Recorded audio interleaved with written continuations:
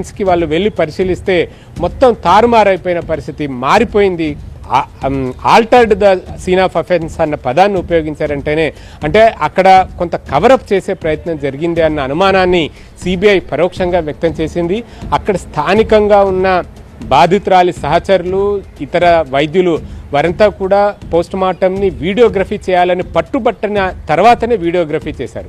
వాళ్ళకి వీడియోగ్రఫీ చేయాలని పట్టుబట్టడానికి కారణం ఇక్కడేదో జరుగుతుంది, దీన్ని కవరప్ చేసే ప్రయత్నం చేస్తున్నారు, అంతా ఒక ప్రొసీజర్ ప్రకారం జరగడం లేదు అన్న అనుమానం వాళ్ళకి కలిగింది. కాబట్టే పోస్ట్ మార్టంని వీడియోగ్రఫీ చేయాలని చెప్పి వాళ్ళు పట్టుబట్టారు. ఆ ప్రకారం వీడియోగ్రఫీ పోస్ట్ మార్టంని చేయగలిగారు అన్న విషయాన్ని కూడా సిబిఐ తన నివేదికలో ప్రస్తావించింది.